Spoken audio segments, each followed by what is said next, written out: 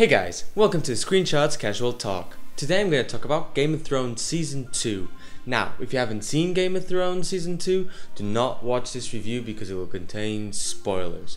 With that being said, I've watched Game of Thrones Season 2 now, and what do I have to say about the whole season and the characters and all the nitpicking that I had with Season 1? Well, there's one thing I still have to say about the show, which is, damn, that song is so catchy. Oh my god. Anyway, basically, what did I think of Season 2? I thought it was so much better than the first season. It is immensely better, and the first season was already really good. But why is Season 2 so much better? Well, the reason for that is because it's not the Game of Thrones.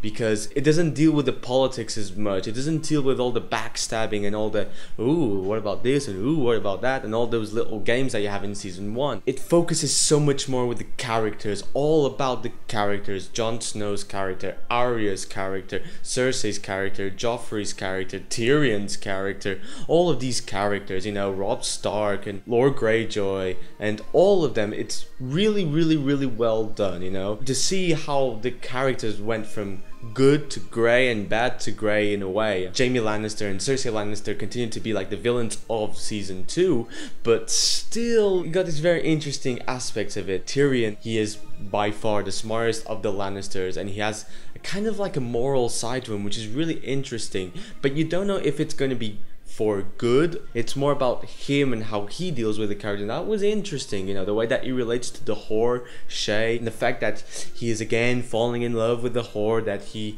embraced, and he has to deal with that fact. And when Cersei seemed like she finally caught the whore that he was, you know, with, and he was really petrified, and when he saw who the whore was and it wasn't Shae, you could really tell like he really, oh shit, I really do like this character a lot. So I really like that part of Tyrion's character in Season 2. I also like the fact that Arya is trying to figure out her place in the world, what she wants to do. Does she want to avenge her father? Does she want to be with the people that she loves? And you see that through Season 2, and that was really interesting. Also with the fact that she saved these three guys, and this Jaqen H'ghar guy could save her, or Jaqen H'ghar, I don't know. Basically, because she saved three people, he had to kill three people, and those three people was Arya's choice. So that was also interesting to have that part. I also really like the fact that you had this war going on. Joffrey killed Ned Stark. This whole war came about. Yeah, Stannis Baratheon, Robert's brother from Season 1, and he finally shows up, and you finally get to see who Stannis is. And his brother, Renly, actually got to see him in Season 1. And they're against each other because both of them want the throne, and now you have all of these kings, self-proclaiming kings, and basically Joffrey is not the king that anybody wants. He is a total dick, and you have all of these wars going in Season 2, and it's a huge build-up to the 9th episode when Stannis arrives at Westeros and has to deal with the Lannisters, and you actually see the fight, and that fight, an hour long, is so good, so well done.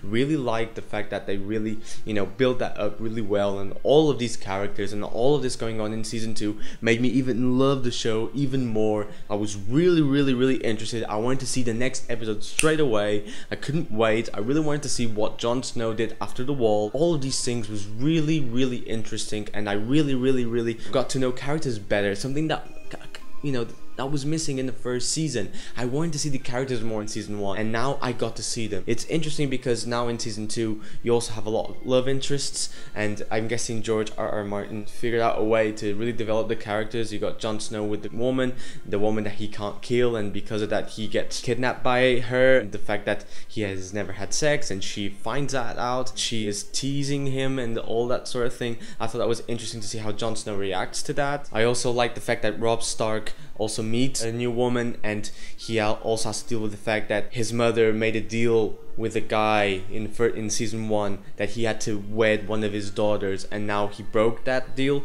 because he fell in love with this girl, and that was also interesting too. And it's funny because Season 2 is like, you could say it's a bit too much of love interests. You have Tyrion with the whore, you have Jon Snow with the red haired, you have Robb Stark with a new girl, you also have Stannis with this also red haired girl that is kind of like has magic powers. You also have the Daenerys Targaryen ordeal with one of the kings in Qarth. You have a lot of love interests going on. It's weird to have so many because it's so well done. It really is. I'm not too bothered by it. I think it's very interesting to see all these characters, you know, really develop, and it's true. You really get to see the flaws and strongest aspect of a man with a woman involved, and that was interesting that Game of Thrones season 2 deals with that. You know, it was really good. Another aspect I really liked about season 2 was the fact that Theon Greyjoy was supposed to be Robb Stark's kind of like brother, but not really. The fact that he went back to his home and saw his father, and he had to decide between who he would be fighting for, Robb Stark or his father, and it was interesting to see him choose his father and be against Robb Stark. And I was really pissed off because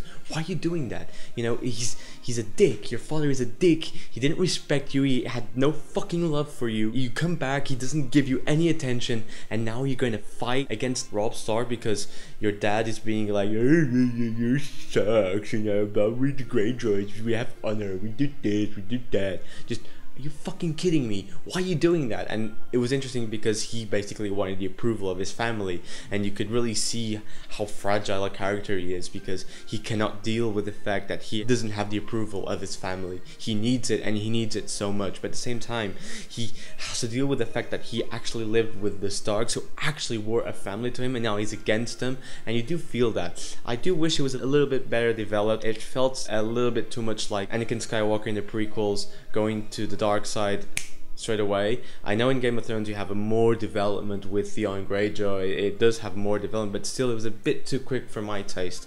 I want to see a little bit more. It was credible just enough, but it needed a little bit more to really make me believe that he wanted his father's approval. But you do get that. You can sense that. You get the idea from it, and that was enough because the show is very long. You have so many characters and you have developed them so much. I can understand a little hit and miss, especially being based on a book or numerous books in this case. So it's not really a flaw, just something that could have been done better in my opinion. And now I'm really looking forward to season 3 because now that you have developed so many characters, what is going to be in store with these characters in season 3? It's funny because you're watching a show and you have no idea how will you end a show like this. How do you end it? When does it end? Does it end when you have peace? That's not really Game of Thrones-y, is it?